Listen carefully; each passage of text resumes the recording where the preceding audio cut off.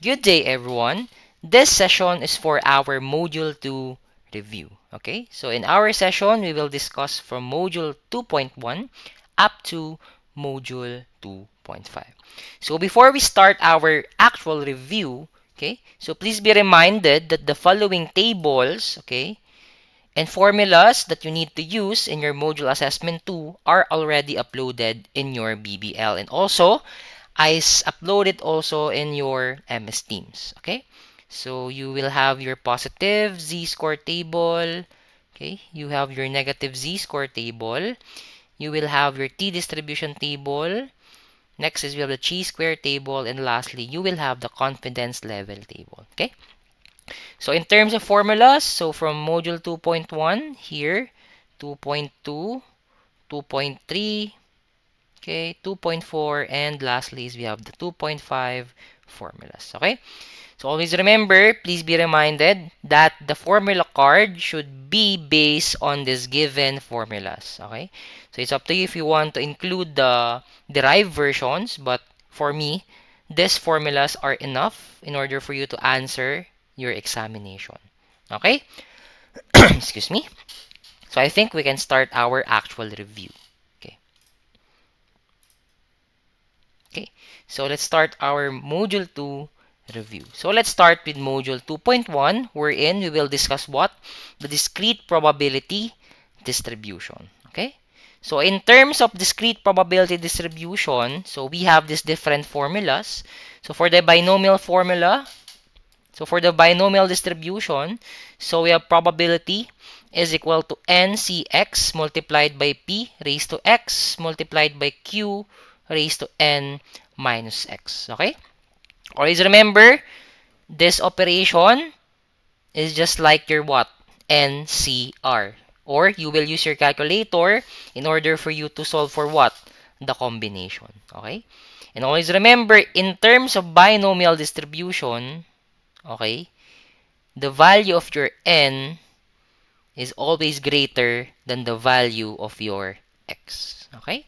Next one is we have the negative binomial distribution. So in terms of negative binomial distribution, so we have this formula. Probability of x is equal to quantity x minus 1c k minus 1. So like I said, it is just what? The combination. Okay?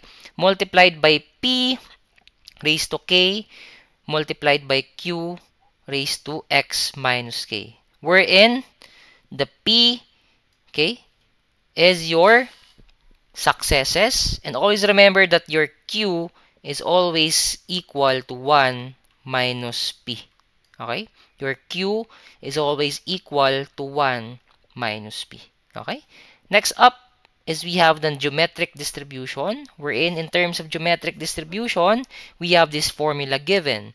So we have probability of x is equal to p raised to 1 multiplied by q raised to x minus 1. Okay? So in terms of negative distribution or negative binomial distribution, so we have x is greater than k. Okay?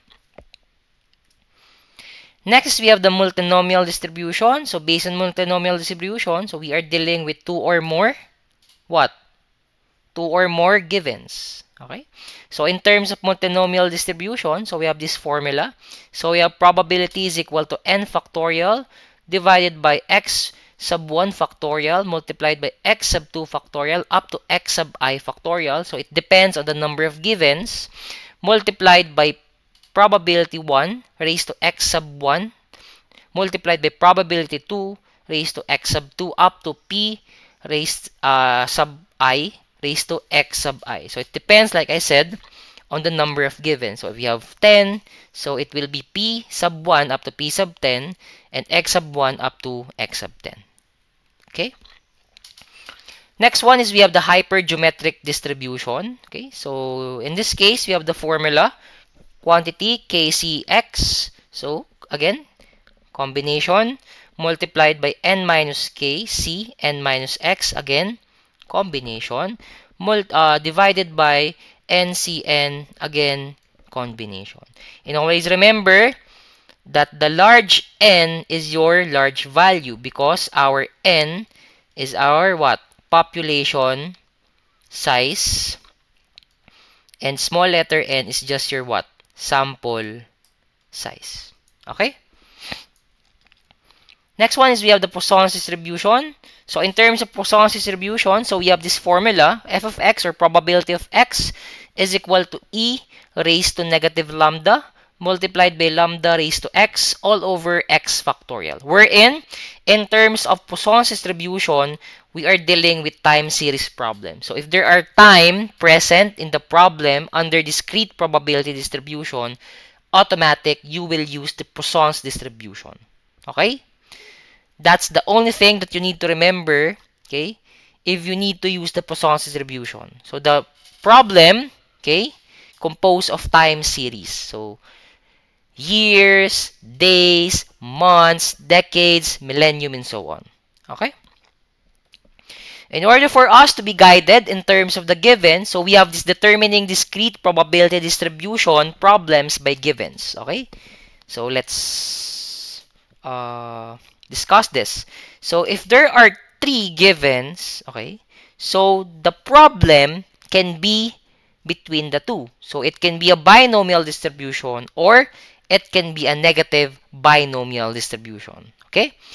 If the problem is 3 or more givens, okay, so it is composed or it is all considered as a multinomial distribution. So if the problem has 3 or more givens, automatic you will use the multinomial distribution. Okay?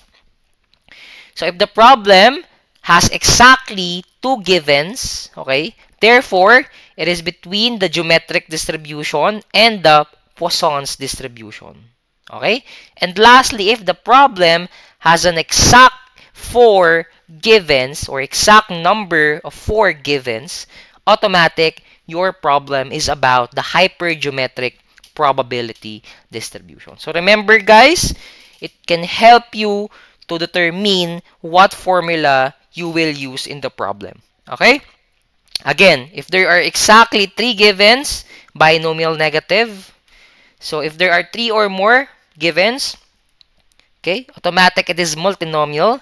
If there are 2 exactly givens, so geometric or Poisson's. And lastly, if you have 4 exact givens, you will use the hypergeometric. Okay? So let's have an example for every distribution or every probability type distribution. So we have this first example. So a small airline has a fleet of 10 airplanes. The probability that any airplane will experience a mechanical failure in a given month is 0.01. So assuming the failures are independent, what is the probability that at least 2 airplanes will experience a mechanical failure in a month? Okay. So let's start with the given. So based on the problem, we have 10 airplanes. Therefore, our n is equal to 10. Okay. Next up is we have 0.01. Okay. Therefore, always remember that your p is in terms of percentage or decimal or fraction. Therefore, our 0.01 is our p. And like I said earlier, q is equal to 1 minus 0.01. Okay?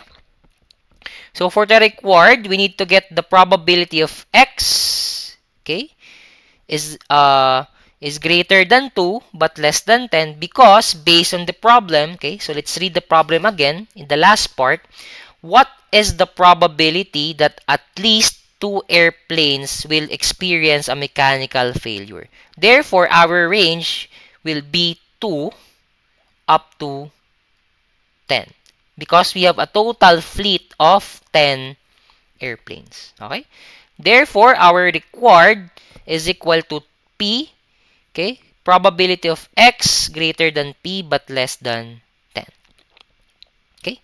So, it is under the binomial distribution. So, we will use this formula. Probability of X is equal to NCX multiplied by P raised to X multiplied by Q raised to N minus X. So, for the solution, so we have probability of X greater than 2 but less than 10 is equal to 10CX multiplied by 0.01 raised to X multiplied by Q, 1 minus 0.01 raised to 10 minus x. So we have arranged, therefore, we need to use what? Summation function. So the lower limit is 2 because it is the lower limit. The upper limit is 10. It is the upper limit. Okay? So just enter the formula. Okay? Always remember in terms of summation function or integral function, okay, your x should be stay as x. Okay? You don't need to what? Substitute a value of x. The x should be what? A variable if you enter it in summation or integral function. Okay? So if you enter this formula, so we have summation of 2 to the 10. So 10 cx multiplied by 0.01 raised to x multiplied by 1 minus 0.01, 10 minus x. So if you observe the problem, so we substitute the value of n, where n is equal to 10, but we don't substitute the value of x because there is no given x. Okay? So our x is in terms of what? Range 2 to 10. Okay? So if we solve this, we have p. So our probability of x less than greater than 2 but less than 10 is equal to 0.0042662, or this can be expressed as 0.43%. Okay? Example number 2 under negative binomial distribution.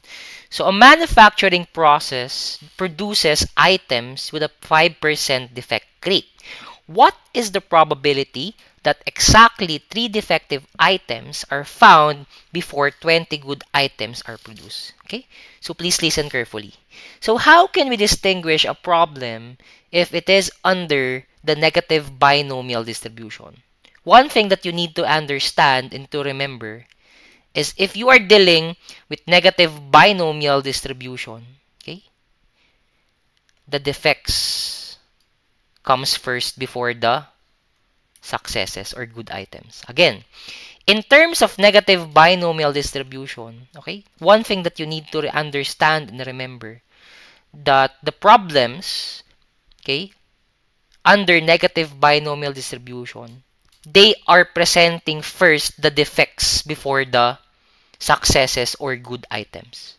That's how you will understand when you will use the negative binomial distribution formula. If the defects comes first in the problem before the success rate.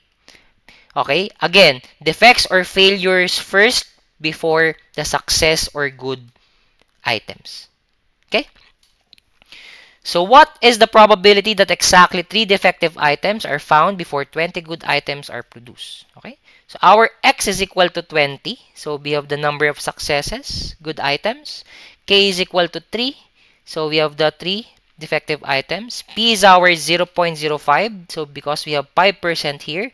So if we convert 5% to decimal, so we have 0.05. Then our Q is equal to 1 minus 0.05 because always remember our Q is always equal to 1 minus P. Okay? So for the required, we need to get the probability of X. So therefore, use the formula. Probability of X is equal to quantity X minus 1 combination K minus 1 multiplied by P raised to K multiplied by Q raised to X minus K. So for the solution, just substitute the value. So 20 minus 1 combination 3 minus 1 multiplied by 0.05 raised to 3 multiplied by 1 minus 0.05 raised to 20 minus 3. Okay. So if we solve this using the calculator, so our Px or our probability is equal to 0.08937, or we have 0.89%. Again, in order for you to determine if the problem is under negative binomial distribution, read first the sample problem or the problem given. Okay? Sorry. So if the if the problem, okay, presents the defect rate first before the successes or the failure rate before the successes, automatic, you will use the negative binomial distribution process. Okay? Example number 3 for the geometric distribution. So let's read the problem. An oil exploration company is drilling for oil. The probability of striking oil on any given drilling attempt is 0.2.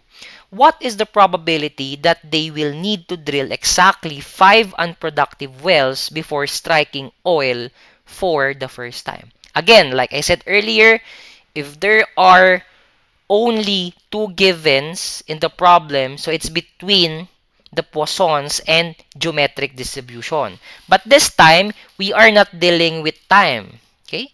So if the problem, okay, has 2 givens and is not dealing with certain time series, automatic, you will use the geometric distribution formula. Okay? So let's start solving. So we have P is equal to 0.2. Okay? P is equal to 0.2. So our X is equal to 5. Okay? Therefore, our Q is equal to 1 minus 0.2 because like I said last time or earlier, Q is equal to 1 minus P. Okay? So for the required, we need to get the probability of X is equal to 5. So let's use the formula. Probability of X is equal to P raised to 1 multiplied by Q raised to X minus 1. So substitute the values for the solution.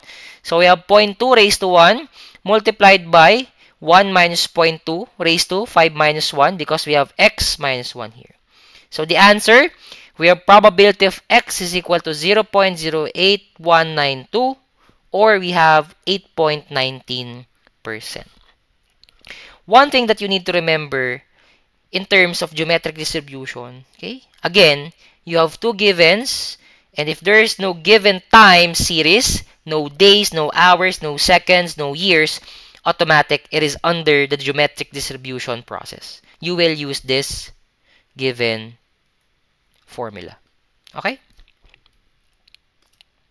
Next is we have the multinomial distribution. So a robotic arm in a manufacturing plant performs 3 types of movements. So we have the pick, we have the place, and rotate. So the probabilities of each movement are the following. So we have the P for the pick is 0.7, we have P for the place is 0.2, and P for the rotate is 0.1. Okay? So during a sequence of 20 events, okay, what is the probability that the arm will perform 15 peak movements, 3 place movements, and 2 rotate movements? Okay, so let's start solving. So let's start with the given. So the givens are the following. So we have the P1 for the P pick, we have the P2, okay, for the P place, and we have the P3 for the P rotate. Okay?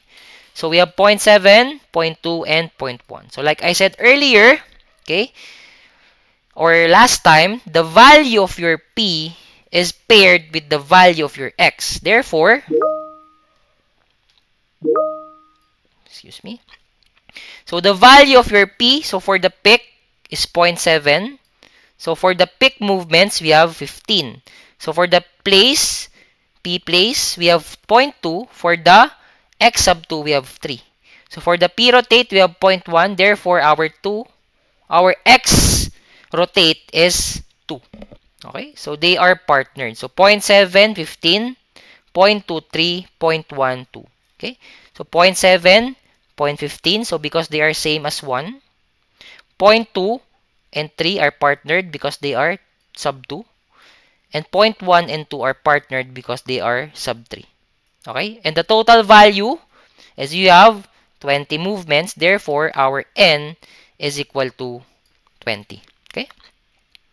So for the required, we need to get the value of our P. Okay? So in order for us to solve for this, we will use this formula. So we have probability is equal to n factorial all over x sub 1 factorial multiplied by x sub 2 factorial up to x sub 1 factorial multiplied by p sub 1 raised to x sub 1 multiplied by p sub 2 raised to x sub 2 up to p sub 1 raised to, p sub I raised to x sub I. So in our case, we have 3. givens. Okay, so we substitute the values. So we have 20 factorial because n is equal to 20. So x sub 1, so we have 15 factorial, x sub 2, 3 factorial, multiplied by x sub 3, 2 factorial. And multiplied by 0.7 raised to 15 because we have p sub 1 raised to x sub 1, multiplied by 0.3 raised to 3, and lastly 0.1 raised to 2. So if we solve this, we can get this answer. So we have probability is equal to 0.0589, or we have 5.89%. Okay?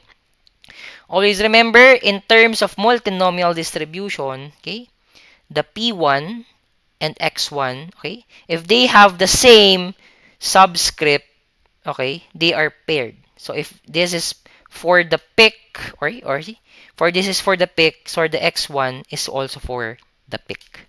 Okay, so that's how simple to solve multinomial distribution. Okay. Example number 5, this is for the hypergeometric distribution. So like I said, in terms of hypergeometric distribution, we are dealing with how many givens? We are dealing with 4 givens. Okay? So let's start. So a batch of 20 resistors contains 5 defective ones. If 4 resistors are randomly selected from the batch, what is the probability that exactly 2 of them are defective? Okay. So like I said, in terms of hypergeometric distribution, okay, your big letter N is the largest value. Therefore, if we base on this problem, 20 is our largest value. So our N is equal to 20, small letter n is equal to 4, our x is equal to 2, and our k is equal to 5. So in terms of x, the x is always what?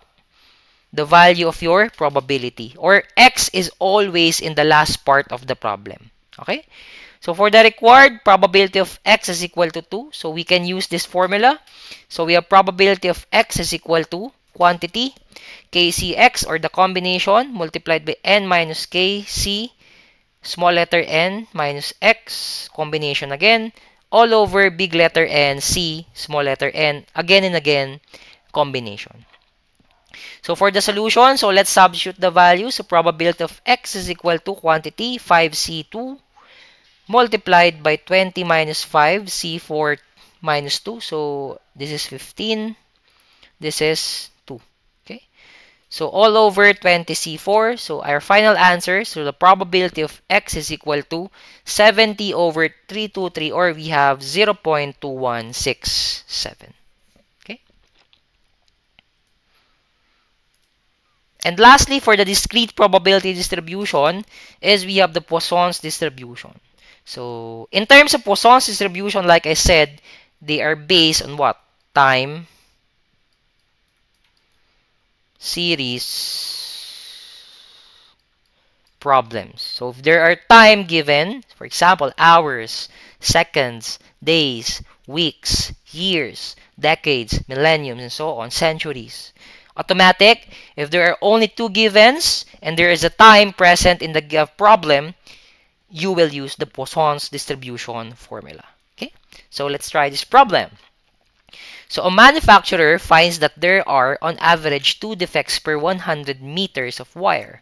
What is the probability that the 200-meter length of wire will have less than or equal to 3 defects? So first of all, we need to get the value of x by using the proportionality. Okay, so if there are 2 defects, okay, per 100 meters, therefore, if there is 2 meters or 200 meters, automatic we have 4. Okay, so 2 is to 100, 4 is to 200. Okay, so for the given, x is greater equal to 3, and our lambda is equal to 4. Okay? So for the required, we need to get the probability of x, okay, is greater or equal to 3. Okay? Okay. Sorry, x is less than or equal to 3. Okay? So for our formula, so we have f of x, or probability of x, is equal to e raised to negative lambda multiplied by lambda raised to x, all over x factorial. So for our solution, so we have probability of x less than or equal to 3. So we need to what? use what? The summation function. So our lower limit is 0 and our upper limit is 3. We need to use the summation function because we have a range. Okay? So we have 0 to 3. Okay? So just enter the formula. Like I said, do not substitute the value of x because x is not a substitute value because we need to use this x value in terms of our summation function or integral function. Okay? So we have e raised to negative 4, our lambda, multiplied by 4 raised to x all over x factorial. So if we calculate this using our calculator, so we will have this answer, probability of x less than or equal to 3 is equal to 0.4335, or we can have expressed in percentage. So we have 43.35%. Okay? So let's now go to module 2.2. So we will discuss now the continuous probability distribution. Okay. So the first one is we have the very basic. So a continuous random variable x, a probability density function is the following. Okay. So let's have an example here. So example, let the continuous random variable x denote the current measured in a thin copper wire in milliamperes. So assume that the range is x is 0 to 20 milliamperes and assume that the probability density function of x is f of x is equal to 0.05 for 0, for x is greater or equal to 0 but less than or equal to 20. So the question here is what is the probability that the current measurement is less than 10 milliamperes. Okay. So for this problem, our givens are the following. So our f of x is equal to 0.05. So it is already in the problem. So our x is less than 10. So because we have this problem, what is the probability that the current measurement is less than 10 milliamperes? Okay, so we have this less than 10 milliamperes. Therefore, our x is less than 10. So for our lower limit, we have 0 and our upper limit is 10. Because the condition is x is less than 10, therefore we will start with the 0 as our lower limit and our 10 as our upper limit. So we will use this formula, probability of x is equal to integral of a to b f of x dx. So how to use this? Just enter it in your calculator. So the lower limit is 0 and the upper limit is 10 and just enter 0.05. Therefore, the value of your probability of your continuous probability if the condition is x is less than 10 is we have 0.5 milliamperes. So that's how simple is it. Okay. So for the mean and variance of a continuous variable, so we have this formula. So this negative or negative infinity or infinity, we can denote this as a or b. So in order for us not to be confused, so this again can be expressed as a or b. Okay? So for the mean, we have integral of a to the b. So x multiplied the f of x dx. And for our variance is we have integral of a to the b quantity x minus mu raised to 2 multiplied by f of x dx. And our standard deviation is what? All we need to do is what? Square root the value of your variance. Okay? So example here for the mean and variance. So let the continuous random variable x denote the current measured in a thin copper wire in milliamperes. So assume the range of x is 0 to 20 milliamperes and assume that the probability density function of x is f of x is equal to 0.05 for x is greater or equal to 0 but less than or equal to 20. So the question is, what is the mean and our variance? So let's start with the given. So we have a given function of x. So we have function of x is equal to 0.05. We have a given a. So we have this range. And we have 20 as our upper range. So our a is 0 and our b is 20. So for the required, we need to get the mean and we need to get the variance. So for the formula, so I already discussed earlier. So for the mean, we have the integral of a to the b x fx dx. For the variance, we have the integral of a to the b quantity x minus mu raised to 2 multiplied by fx. So in order for us to solve for the variance, we need to solve first for the what? The mean or the mu. Okay? So in order for us to solve for the mu, so definite integral, so direct to the point in your calculator. So we have 0 to 20 multiplied by x. So, okay, so x multiplied by 0.05.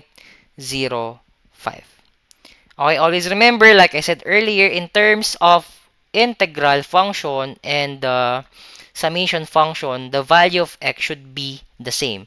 The value of x should be remain as a variable. Okay, so now our x is still a variable. Okay, so you will insert it in your calculator as x. No substitution. Okay? So, x multiplied by 0.05 dx. So, you have 10 milliamperes. Then, x minus 10. So, we will use the value of mu equal to 10. So, x minus mu or x minus 10 raised to 2 multiplied by 0.05 dx. So, our variance is equal to 33.33 milliamperes. Okay? So again, in order for you to solve for the variance, you need to solve first for the mu. Okay? So next, we have the standard normal distribution. So we have three conditions about probability based on z-scores. Okay?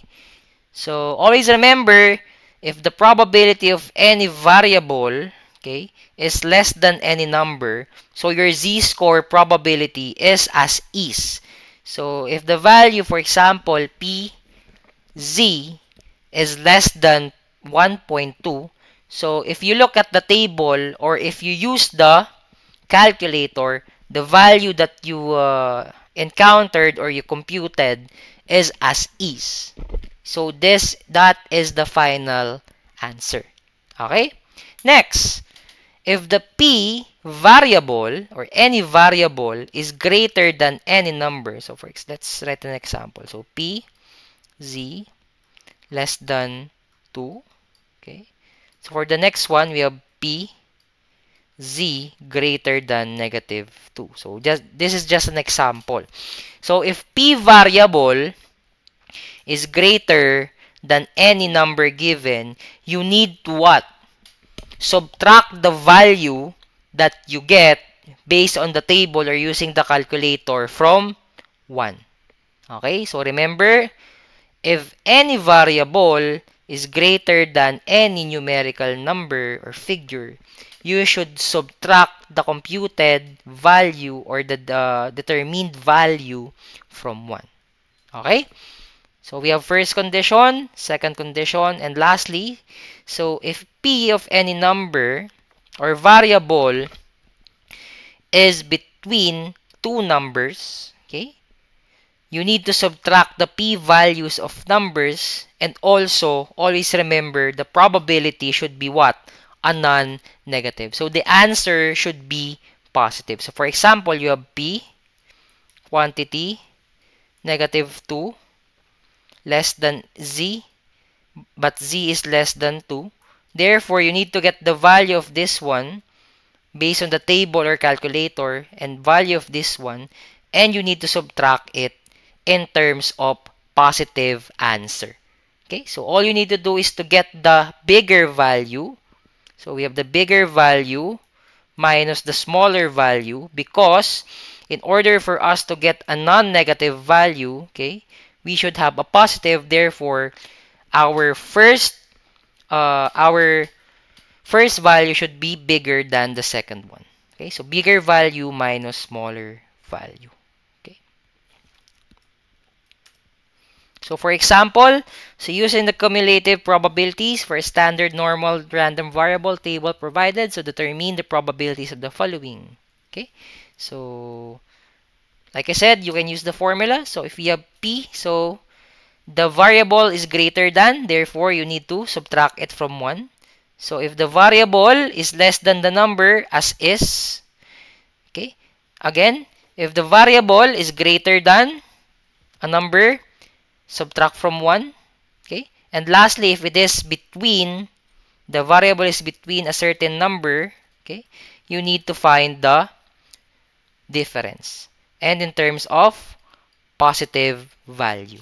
So therefore, you need to get the bigger value here minus the smaller value. Okay?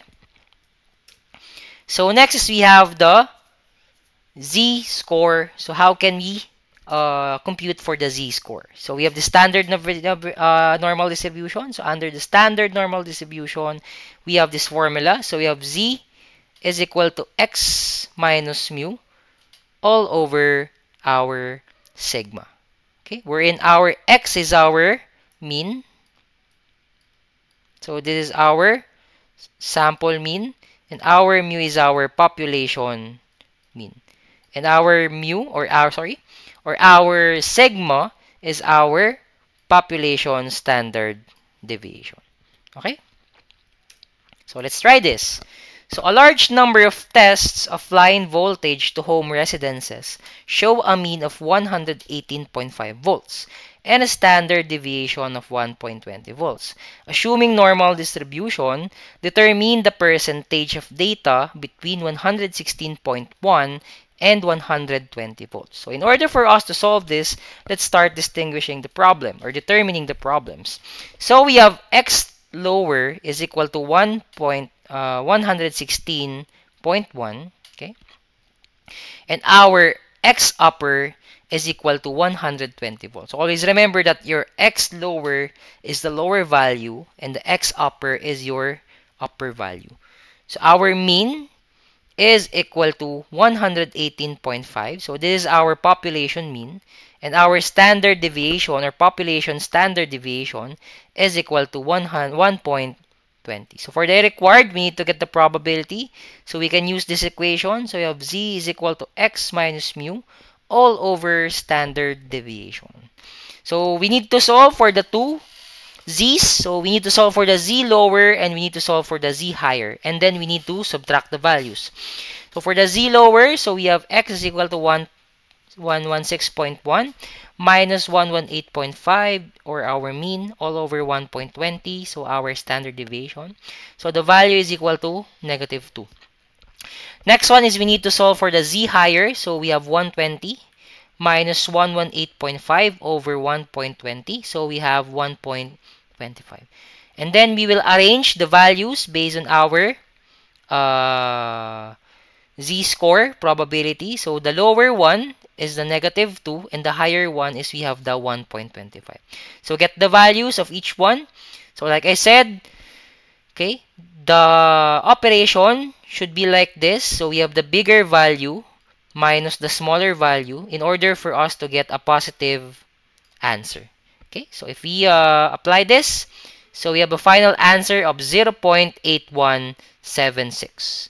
So the probability of z greater than negative 2 but z less than 1.25 is we have 0.8176. Okay. So for the exponential distribution, so we have these two processes. So the probability distribution function, the cumulative distribution. So in this process, we will use the definite integrals. Okay. In this process, we will just use algebra. Okay. So in terms of cumulative distribution function, we can use this if we don't have any range. Okay. So if there is no range, you can use this directly. But if there is a range present in the problem, it's much better for you to use this formula. Okay? So it's much easier. And always remember that our mu is our beta and our standard deviation. Okay? So let's have an example here for the exponential distribution. So the average lifespan of light bulbs produced by a certain company 7 years. So the lifespan of these light bulbs follows an exponential distribution. Okay?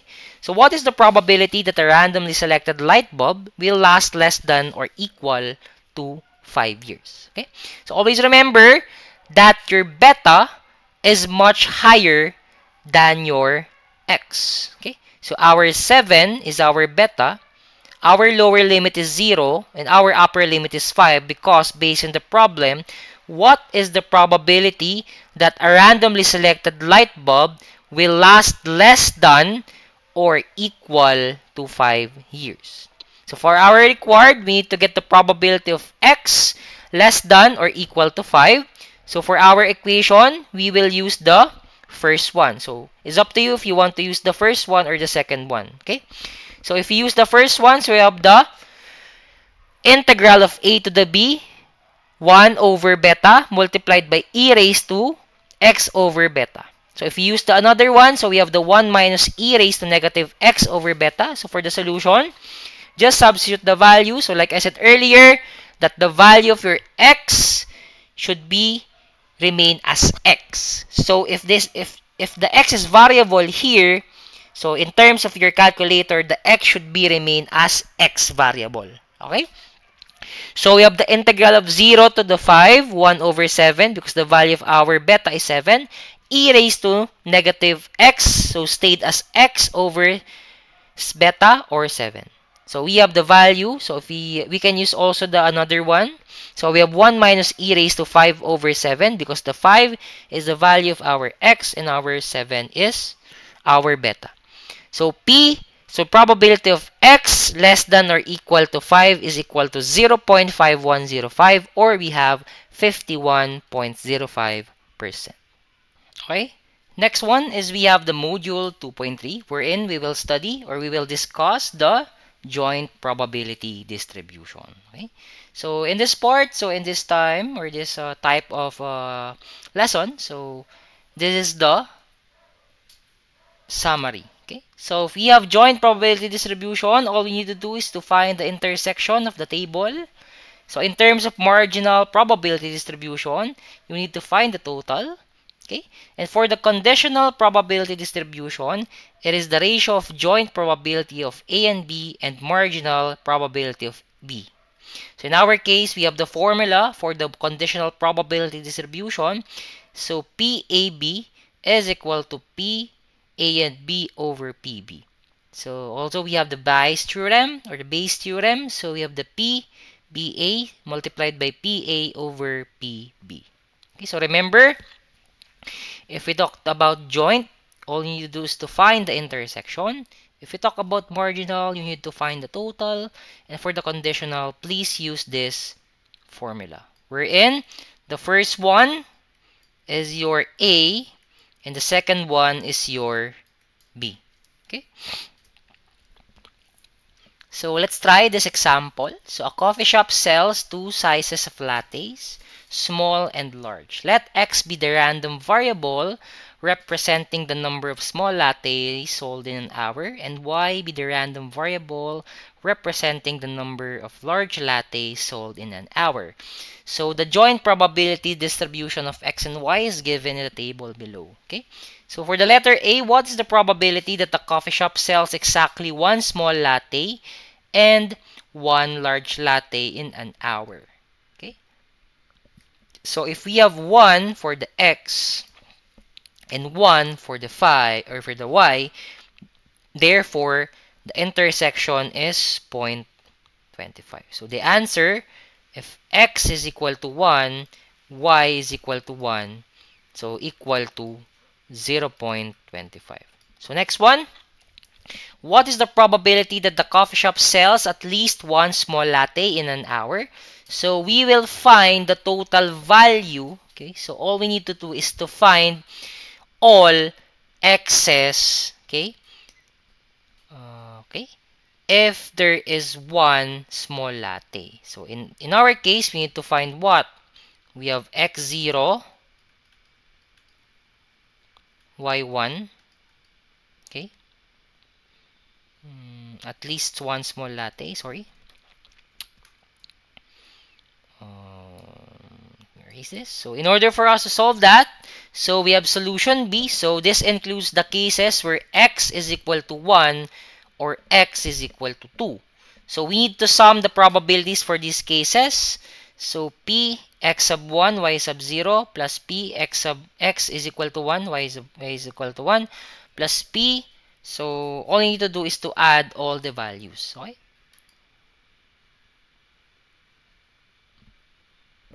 So for the solution C natin, for the solution C, what is the probability that the coffee shop sells a total of 2 lattes? So this includes the cases where x is equal to 0, y is equal to 2, x is equal to 1, y is equal to 1, x is equal to 2, y is equal to 0. Because if we equate it, so 0 plus 2, we have 2, 1 plus 1, we have 2, 2 plus 0, we have 2.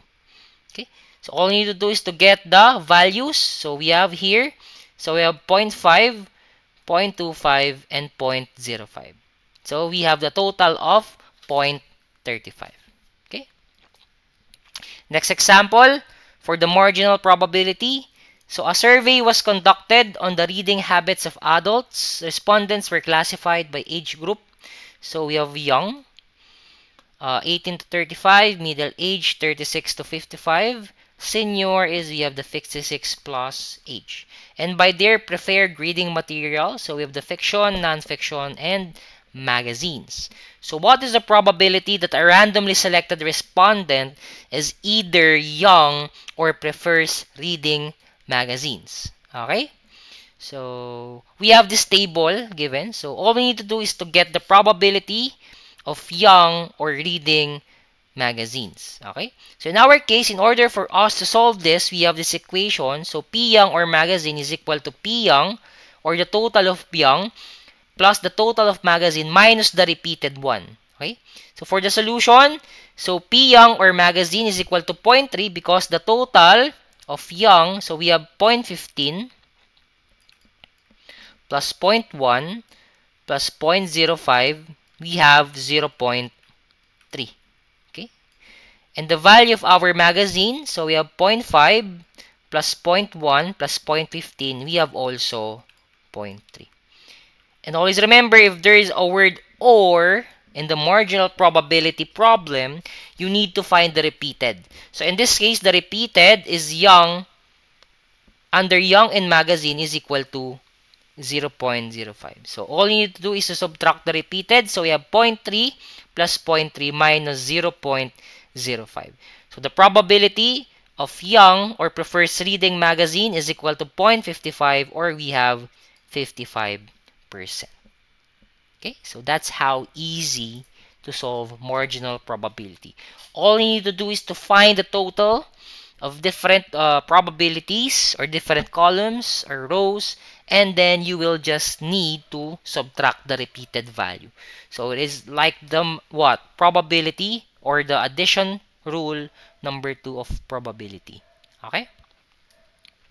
Next, we have the conditional probability distribution. So let's have this problem. So a survey was conducted on 100 people about their preferred mode of transportation to work and their level of education. So what is the probability that a person prefers to travel by car given that they have a bachelor's degree? So for the required, we need to get the probability, okay, that a person prefers to travel by car given they have bachelor's degree. Okay, so for the equation, we will use this formula for the conditional probability. So we have PAB is equal to P A and B all over PB. Wherein, like I said earlier, our PA is the first statement stated in the problem based on the required, and our PB is the second statement. So this is the first, or this is the A. So the second one is your B. So use the formula. So probability of car, bachelor's degree. So what is the probability of A and B? So we will find what? The joint probability. Okay, so this is joint. Okay, so what is the joint probability of A and B? So we have car and we have bachelor's degree. Therefore, is it equal to 25?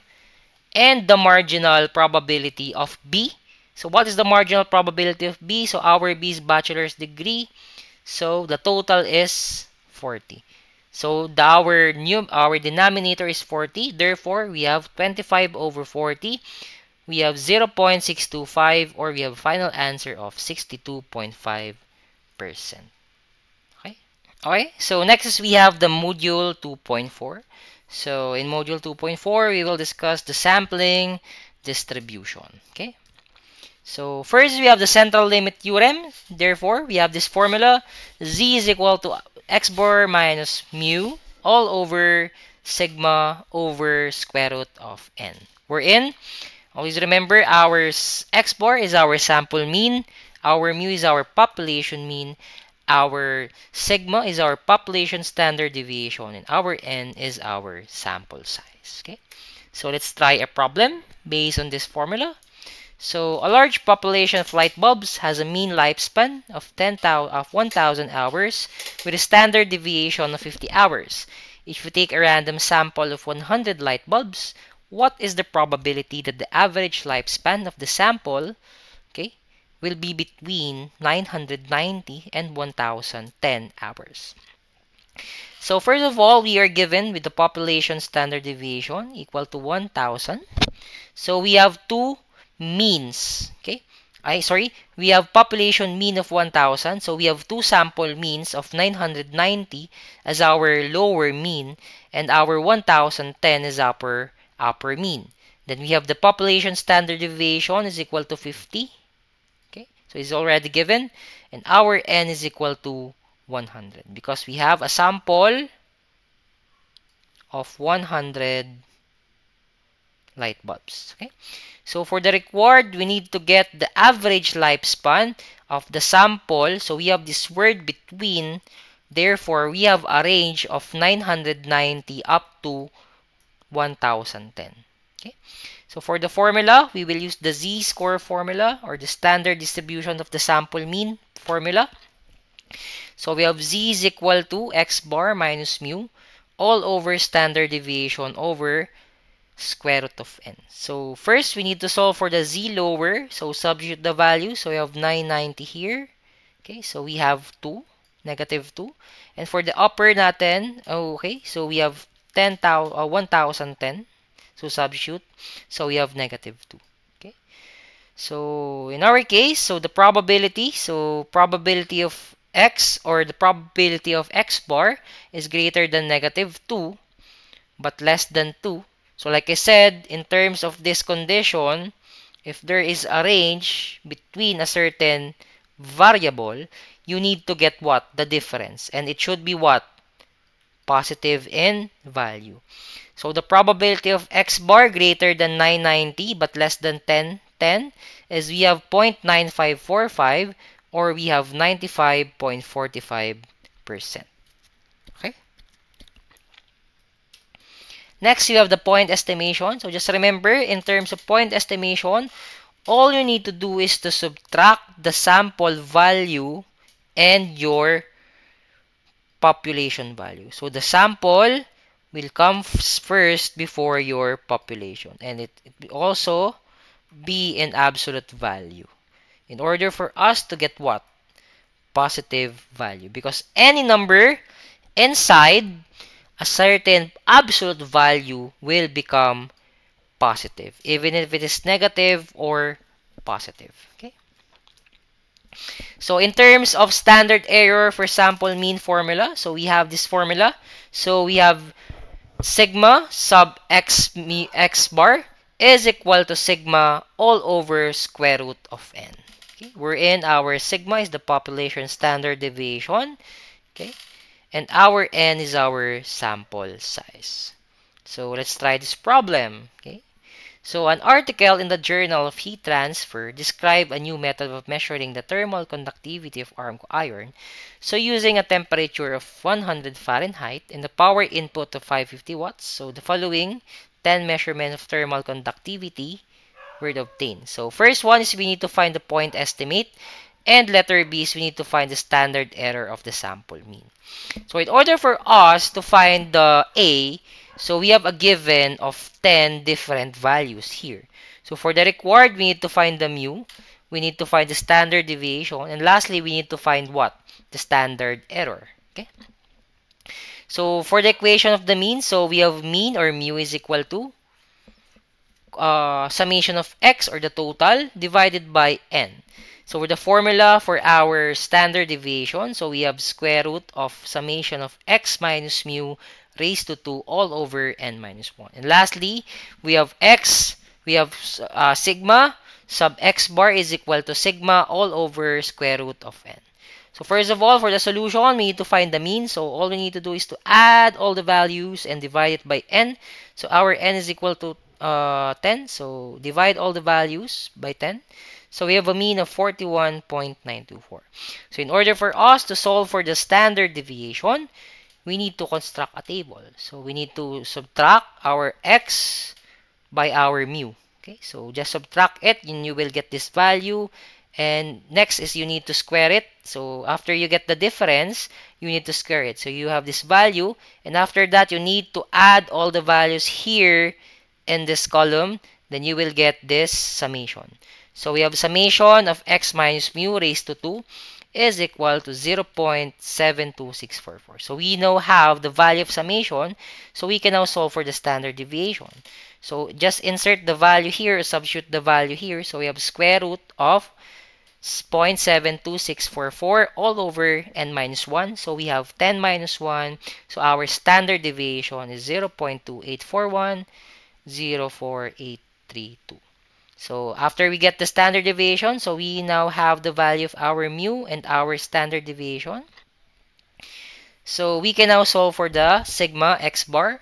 So we have the value of standard deviation all over the square root of n. So we have 0.2841, 04832 all over square root of 10. So if we solve this by using our calculator, we will have sigma x bar is equal to 0.0898, or it can be expressed as 8.98%.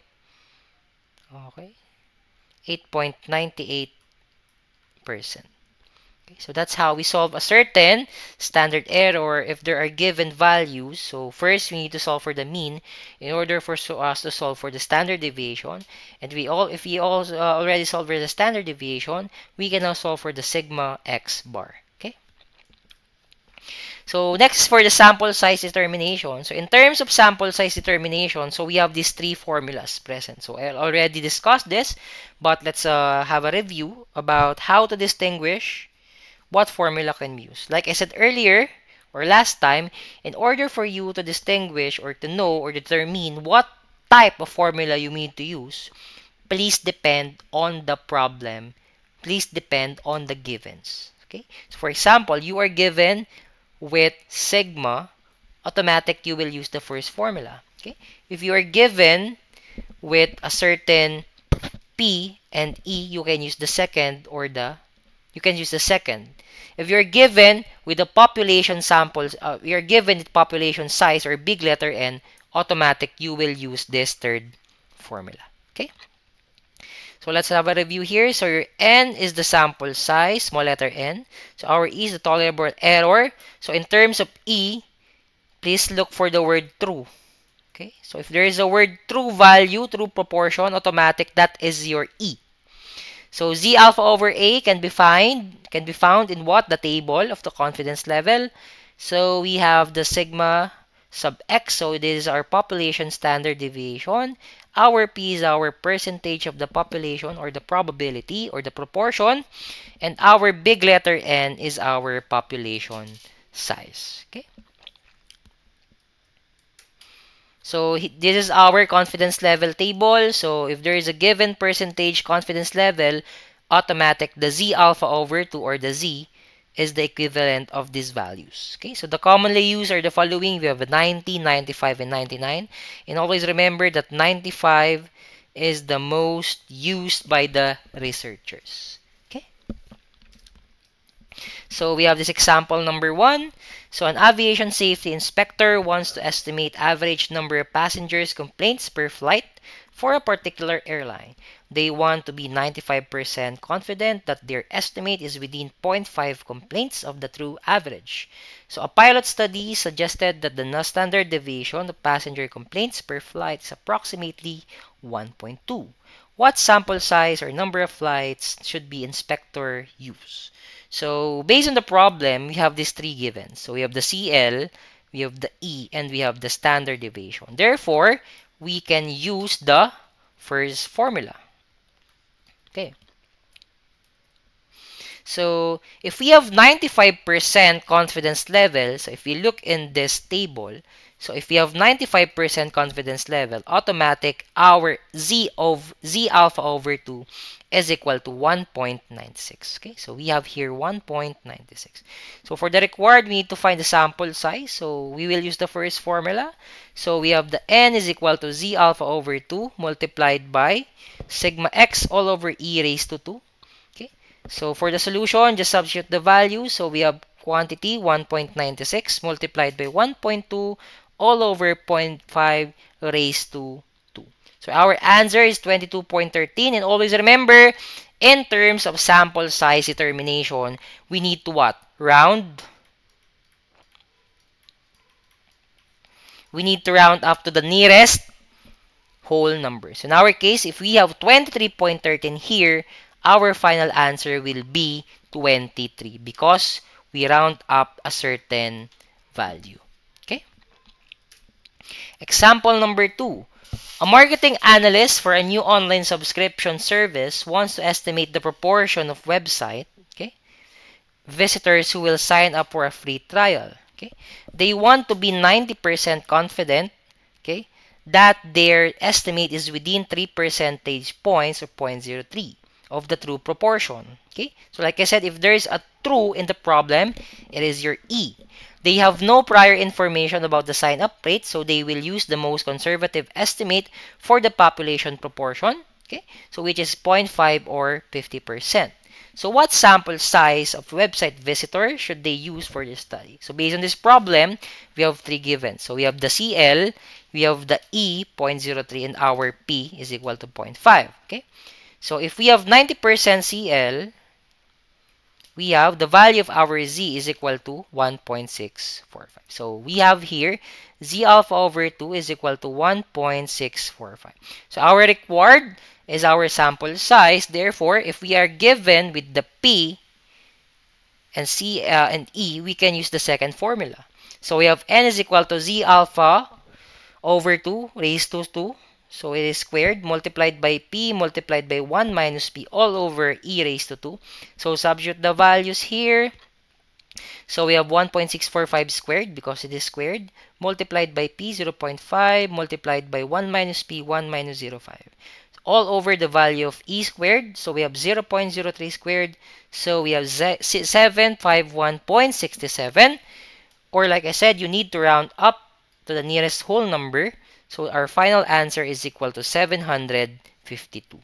Okay, so we use the second formula because we are given with P and E. Okay. Next one.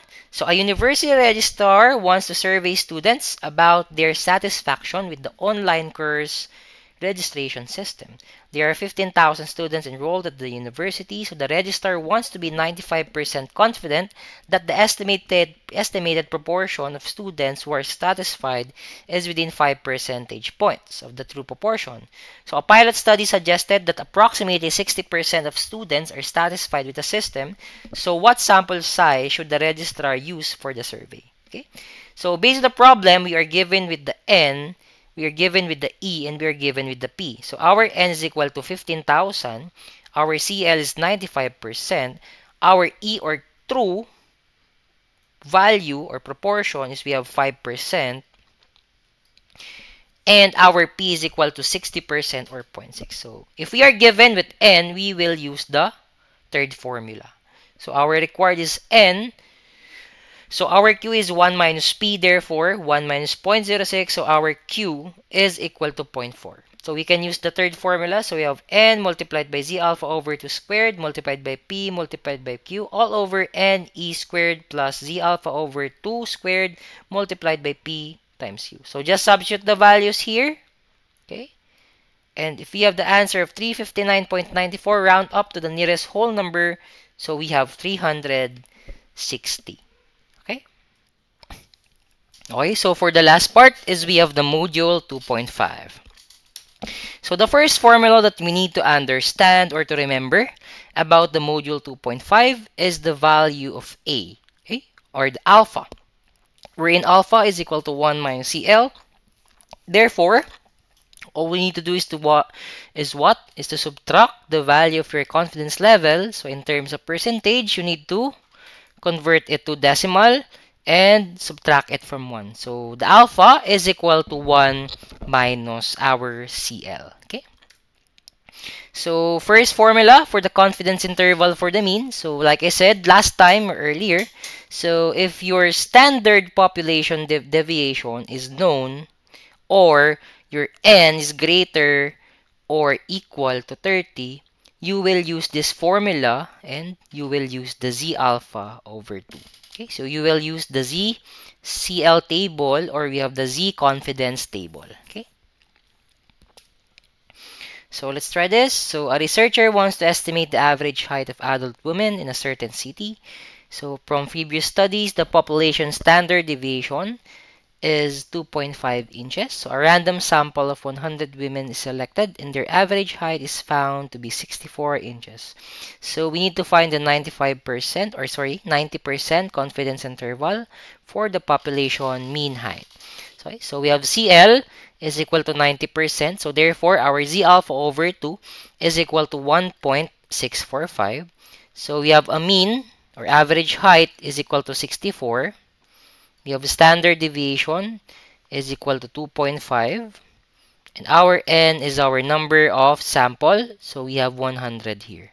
Okay, so for the required, the confidence interval, and use the given formula here. So we will use Z alpha over 2, and we will use this standard deviation for population, because the standard deviation is given and our n is greater than 30. So we have 100. So we have n is equal to 100.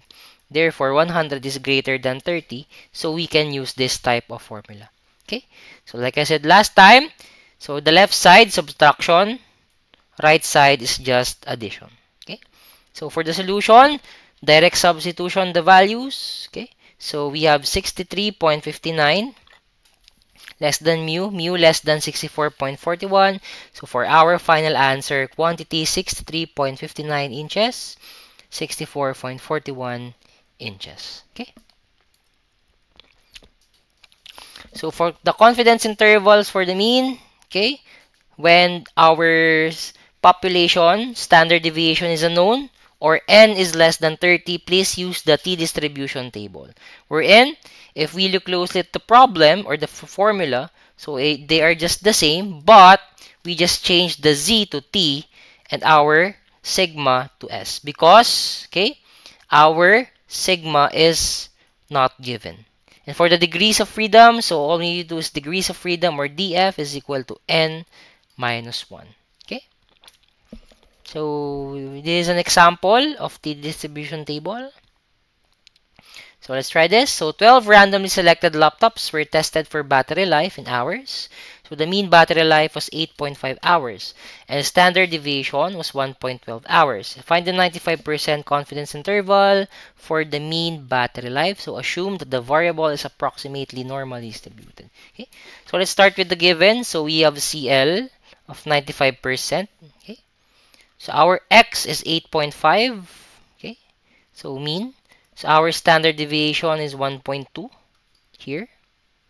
And our N is equal to 12. So for the required, we need to get the DF. Okay, so here's the DF here.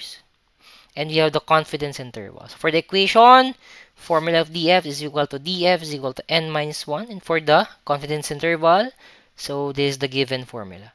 So for the solution, substitute the values. So we have DF is equal to 12 minus 1. So we have 11. So in order for us to get the value of t, alpha over 2, so we have df of 12, of 11, I mean, and we have CL of 95. So let's look at the table. So our df is 11, and our confidence level is 95. Therefore, let's find the intersection. So our df 11, 95% interval is we have 2.201. So we can use this t alpha over 2 is equal to 2.201. Then substitute all the values that we calculated. Therefore, we have 7.74 less than mu less than 9.26, or we have the final answer, quantity 7.74 hours, comma 9.26 hours. Okay? So always remember, if the population standard deviation is not given or unknown, you will use t-distribution table. In order for you to use the t-distribution table, you need two following things. You need the confidence level percentage and also the DF. Okay, so you need to solve first the DF in order for you to determine the value of T alpha over 2. Okay, so example number 2.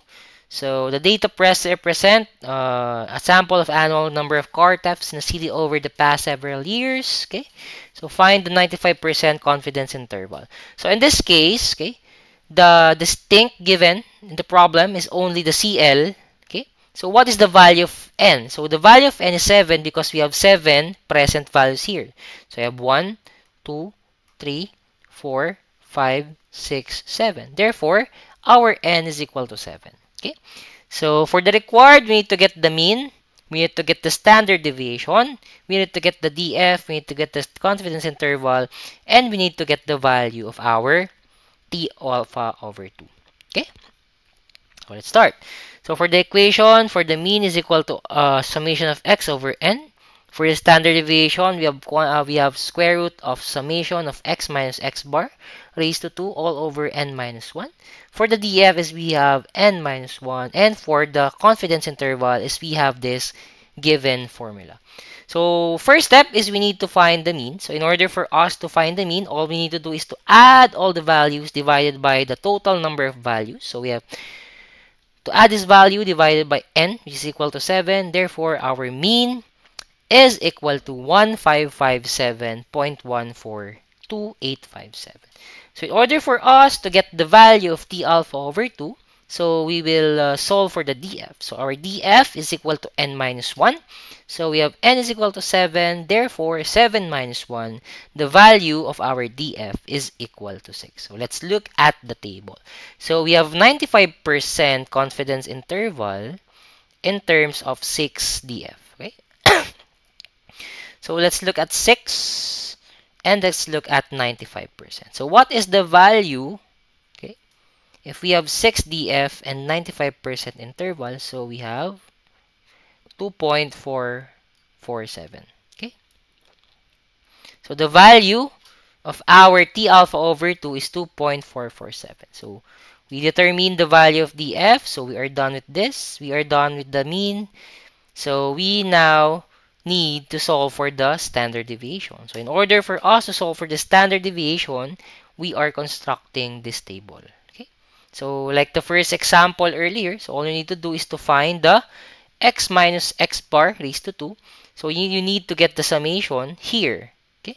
So the summation of x minus x bar raised to 2 is we have 348,942.8571. So we can now solve for the standard deviation.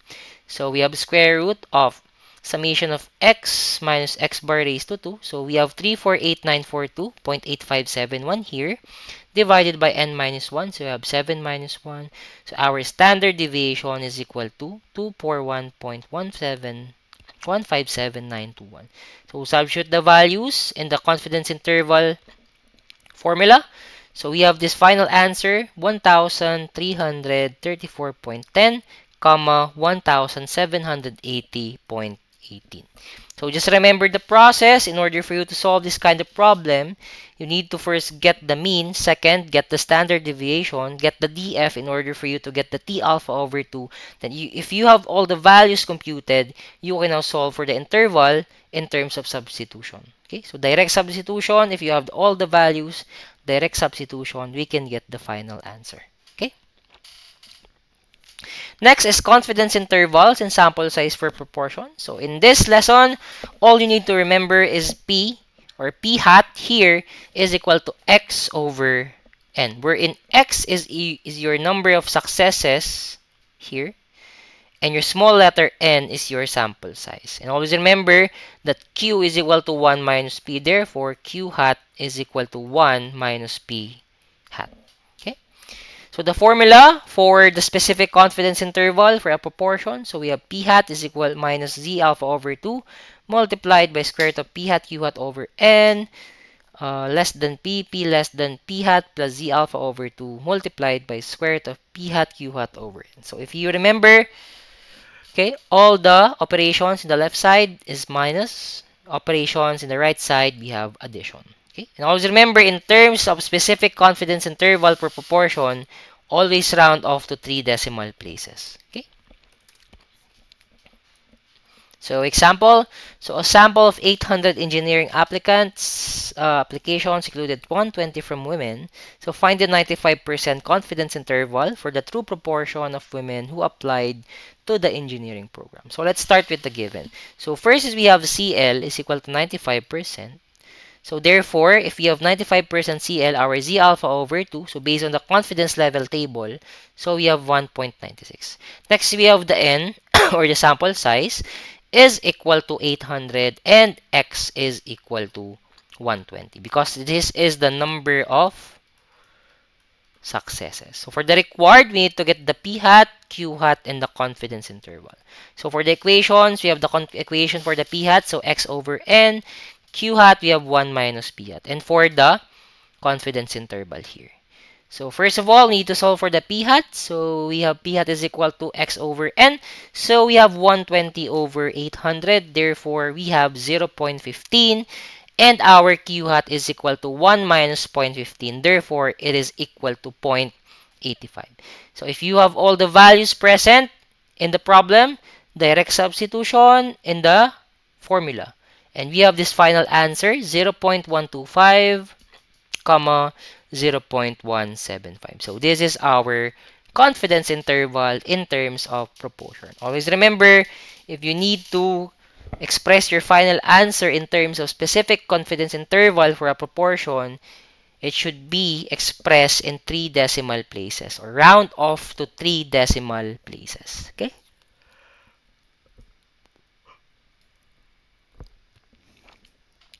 Next, we have the confidence intervals for variances and standard deviation. So before we discuss the main formula about this topic, we will first discuss how to get the value of your x squared left and x squared right. Okay? In terms of chi-square table. Okay? So step 1 is we need to solve for the A, wherein A is equal to 1 minus CL. Okay? Step number 2 is to solve for the value of x squared left by using this formula. Step number 3, solve for the value of x squared right by using this formula. Okay. Step number 4, we need to solve for the value of df by this formula of df. And step number 5, look at the chi-square table and find the values of the computed values of x squared left and x squared right that falls under the computed df. Okay. So that's simple.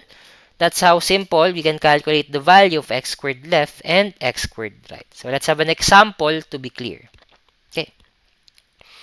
So first, for the example of computing the x squared left and x squared right, okay? So for example, we have a CL of 95% and n is equal to 7, okay? So we need to solve for the alpha, df, x squared left, and x squared right. So for the equations, we have a alpha is equal to 1 minus CL, df n minus 1, x squared left is equal to 1 minus alpha over a, and x squared right, we have alpha over 2. So first of all, we need to solve for the alpha. So we have 1 minus 0.95 because we have 95%. So we have 0.05. Our df is equal to 7 minus 1. Our n is 7. So df is equal to 6. So for the x squared left, so 1 minus 0.05 over 2. So we have 0.975. And x squared right is we have 0.05 over 2 is equal to 0.025. Okay? So how can we find the values of this and this one? So we will depend on chi-square table. So, okay. So if we have 6 df, okay, so if we have 6 as our df here, okay, therefore the values should be found in this row. Okay, so if we have 0.975, 6 df, therefore we have 1.237, and if we have 6 df, or df is equal to 6, and we have x squared right is equal to 0.025, therefore the value is 14.449. So we have 1.237 and we have 14.449. Okay? Excuse me. So for the formula for confidence intervals for variances and standard deviation, so we have quantity n minus 1 multiplied by x squared over x squared right, less than, variance less than, and quantity n minus 1 multiplied by s squared all over x squared left. So for the variance or the standard deviation, all you need to do is to square the formula or square root the formula in order for us to get the value of the standard deviation class confidence interval. Okay? So let's have an example here. So a machine fills bottles with a nominal volume 500 ml of juice. So a quality control specialist takes a sample of 20 bottles and finds that the sample standard deviation of the fill volume is 80% or 8 ml. So find the 90% confidence interval for the variance in standard deviation of the fill volume. Okay. So in order for us to solve this problem, we need to solve first for the DF, x squared left, and x squared right. Okay. So we are given with the CL. So our CL is equal to 90%. Okay. Our N is equal to 20. So we have sample size. And we have standard deviation or S is equal to 8. So for the required, we need to solve for the alpha, DF, x squared left, x squared right, and the confidence interval for variance and standard deviation. Okay. For the equation, so formula of alpha, formula of DF, formula of x squared left, formula of x squared right, formula of the confidence interval for variance, and formula for standard deviation. For the solution, we need to solve for the alpha. So our CL is 90%, therefore, convert it to decimal. So we have 1.90. So our alpha is equal to 0.10 and our DF is equal to 19 because our N is equal to 20. So 20 minus 1, you have 19. Okay? So for our x squared left, so we have 1 minus 0.10 over 2. So we have 0.95. And for the x squared right, we have 0.10 over 2. So we have 0.05. So we have DF is equal to 90 and our x squared left is 0.95. X squared right is 0.05. So let's look at the table. Okay? So based on the table, if our DF is equal to 19 and we have what's the value? We have 0.95 here. Therefore, we have 10.117. And if we have 0.050, we have 30.144. So it is based on your DF is equal to 19. Okay, so let's check. So I think it's correct. Okay, so now we will have the value. So we now have the value of alpha. So okay na to. So we have DF. We have x squared left and x squared right. Next is we need to solve for the confidence interval. So if you have all the values, all we need to do is what? All we need to do is to substitute. Okay? So substitute the values here. So our variance is equal to, so the confidence interval for variance is equal to 40.34, 120.19. And for the standard deviation confidence interval, we have 6.35, 10.96. So that's how simple to compute for the confidence intervals for the variance and SD. Okay. Next, we have the prediction intervals for the future observation. So use this formula if your sigma or the population standard deviation is known. So like I said earlier, if your population standard deviation is known, you will use a formula that shows the value of Z alpha over 2 and the sigma.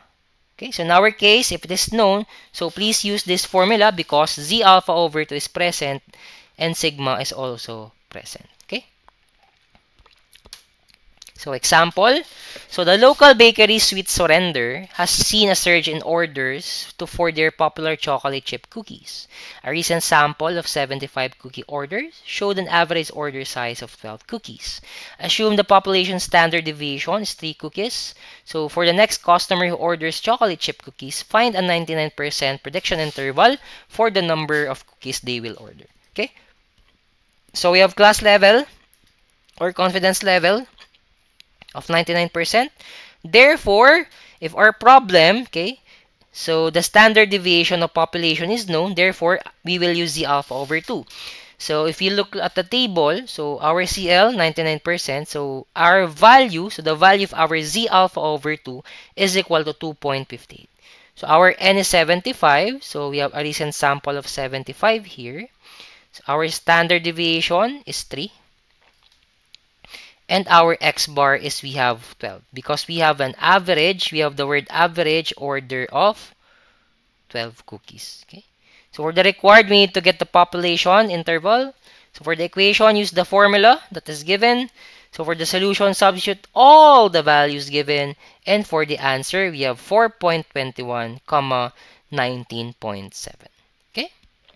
On the other hand, this is the formula if the standard deviation is not given. So we just change the Z to T and our sigma to S because we are not given with standard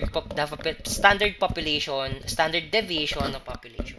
Okay. So also in terms of standard deviation is unknown, we need to solve for the DF because we need to use what? The T distribution table. Okay. So T distribution table. So so for the example, so a quality control engineer has randomly selected 25 bags of sugar from a production line. The sample resulted in a mean weight of 1,005 grams with a sample standard deviation of 10 grams. Find the 95% prediction interval for the weight of the new bag. So in order for us to solve this problem, we need to get the value of your T alpha over 2. So in order for us to get that value, first we need to get the value of your DF. So our required is DF. Okay. So our next one is the prediction interval. So for the givens, here's the following. So for the equation, solve for the DF and the formula for the interval. So our DF is equal to 24. Therefore, if we have 24 DF and 95% confidence level, okay, so we have 24 here. Okay. And our confidence level is 95%. Therefore, the value of our T alpha over 2 is equal to 2.064. Okay, so that's how easy. Okay. So for the solution, just substitute the values. Therefore, we have a final answer of quantity 983.95, 1026.05. Okay.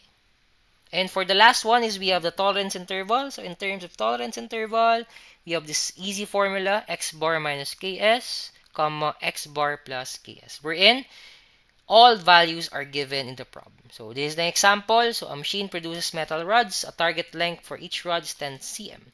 So the manufacturer wants to determine a tolerance interval that contains 95% of the rod length with 99% confidence. So a sample of 25 rods is taken and the sample standard deviation is found to be 0.2 cm. The sample mean is 10 cm. So what is the tolerance interval? Use k is equal to 2.72. So we have the following given for the k. We have the following given for the S, and we have the following given for the X bar. So solve for the problem using this solution. So we have the solution, and we have the final answer of 9.456 cm, 10.544 cm. Okay, so that's the end of our review. So if you have any questions about the review session and the recordings, please don't hesitate to message me in MS Teams, and I hope everyone will be ready in your examination. Okay, so that's all for this recording and session. Have a good day, and I hope this will help you in order for you to answer your examination. Thank you and have a good day, everyone.